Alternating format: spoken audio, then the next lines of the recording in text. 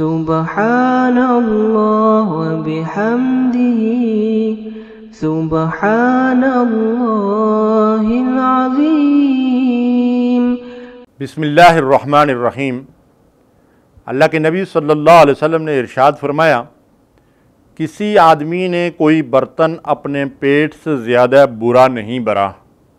آدمی کے لیے چند لقمے ہی کافی ہیں جو اس کی پیٹھ کو سیدھا رکھیں، اور اگر زیادہ ہی کھانا ضروری ہو تو اپنے پیٹ کو 3 حصوں میں تقسیم کر لیا جائے، ایک کھانے کے لیے اور ایک پینے کے لیے اور ایک حصہ سانس کے لیے باقی رکھا جائے۔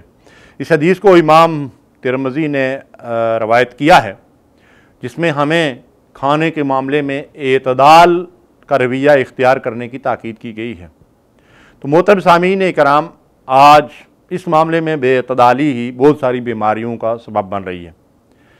ایک روایت میں آتا ہے کہ مکے میں یا مدینے میں کسی شخص نے خیر القرون میں آ کر مطب کھولا، اور 1 مہینے تک وہ انتظار کرتا رہا کہ کوئی بیمار اس کے پاس آئے علاج معالجے کے لیے، تو کوئی نہیں آیا۔ اس نے لوگوں سے پوچھا کہ کیا آپ کی اس بستی میں لوگ بیمار نہیں ہوتے؟ تو لوگوں نے کہا کہ بہت کم ہی بیمار ہوتے ہیں، اور اگر کچھ ہو بھی جائے تو گھر میں ہی اس کا علاج معالجہ کر دیا جاتا ہے۔ اور پھر اس نے ان سے پوچھا کہ بھئی اس کا سبب کیا ہے؟ تو لوگوں نے بتایا کہ ہم لوگ اس وقت تک کھانا نہیں کھاتے جب تک ہمیں خوب بھوک نہ لگی ہو، اور ابھی بھوک باقی ہوتی ہے تو ہم کھانے سے ہاتھ کھینچ لیتے ہیں۔ تو اس حکیم نے کہا کہ یہی تمہاری صحت کا راز ہے۔ تو ہمیں چاہیے کہ ہم بھی رسول اللہ صلی اللہ علیہ وسلم کی ان ہدایات کے اوپر عمل کریں کہ کھانا اس وقت کھائیں جب بھوک لگی ہو، اور اپنے پیٹ کو 3 حصوں میں تقسیم کر کے اتنا کھانا کھائیں کہ سکون سے ہم سانس بھی لے سکیں اور پانی بھی اپنی جگہ بنا سکیں۔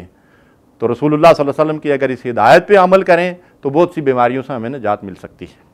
اللہم صلی علی سیدنا محمد وعلی آلہ وصحبہ